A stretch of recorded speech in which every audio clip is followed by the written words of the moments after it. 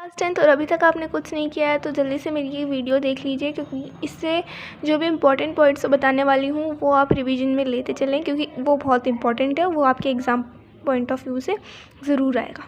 So real numbers में से LCM और एचसीएफ का क्वेश्चन पक्का आएगा और इरेशनल नंबर प्रूफ करना भी आएगा। फिर पॉलिनोमियल सेकेंड चैप्टर है, इसमें से फॉर्मूला ये देख लीजिए और वेरिफिकेशन ये वाला। चैप्टर नंबर 3 में से, क्योंकि आपके सारे जो सिलेबस है मैथ्स का उसमें से ग्राफ सिर्फ इसी चैप्टर में से है, तो आपको ग्राफ ज़रूर कर लेना है। सब्स्टिट्यूशन है, एलिमिनेशन मेथड है। चैप्टर नंबर 4 में से फैक्टराइजेशन है और क्वाड्रेटिक फार्मूला है। ये दोनों तो आपको अच्छे से मतलब याद होना ही चाहिए, ये formula is most important one. Chapter number 5 है एपी का क्वेश्चन आएगा एक MCQs में पक्का, और SN सम ऑफ वाला फाइंड करना, तो और एक लास्ट टर्म का ये 3 फार्मूले इस चैप्टर में से। Chapter number 6 BPT theorem, most important in this whole chapter, इसका क्वेश्चन तो पक्का आएगा।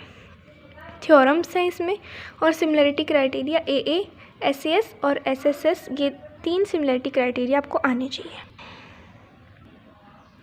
उसके बाद है कोऑर्डिनेट जियोमेट्री, आपके पास डिस्टेंस फार्मूला आएगा और x की वैल्यू फाइंड करनी होगी या फिर रेशियो फाइंड करना होगा या फिर x2 या x1 की वैल्यू फाइंड करनी होगी, तो आप इस फार्मूले से कर सकते हैं, इन 2 फार्मूले से, y की या फिर रेशियो आप इन दोनों फार्मूले से फाइंड कर सकते हैं, आइदर ये वाला या फिर ये वाला। मिडल टर्म वाला मोस्ट इंपॉर्टेंट है, इसमें से एक क्वेश्चन पक्का आएगा।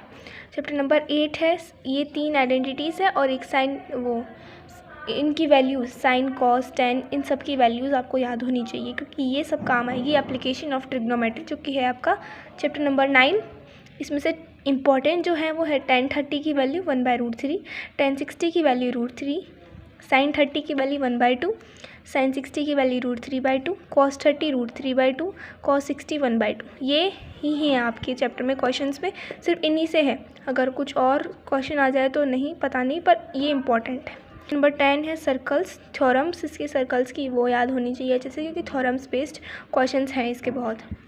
चैप्टर नंबर 11 है एरियाज रिलेटेड टू सर्कल्स, ये 3 फार्मूले, ये 4 फार्मूले कर लेना, ये आपको पूरा चैप्टर कवर हो जाएगा। उसके बाद में चैप्टर नंबर 12 है सरफेस एरियाज एंड वॉल्यूम्स, इसमें बहुत सारे इंपॉर्टेंट फार्मूलाज है।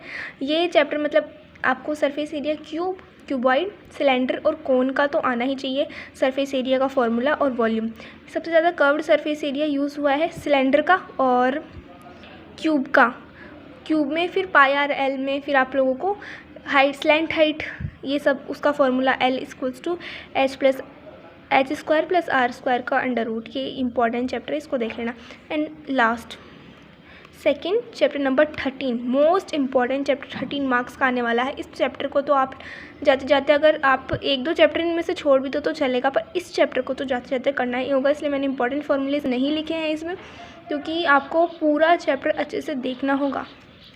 चैप्टर नंबर 14 है प्रोबेबिलिटी, इसमें से डाइस और कॉइन का क्वेश्चन बहुत इंपॉर्टेंट है, ये आप करके आने से पहले। So this is the important points जो आपकी क्लास 10th बोर्ड एग्जामिनेशन से आ सकते हैं।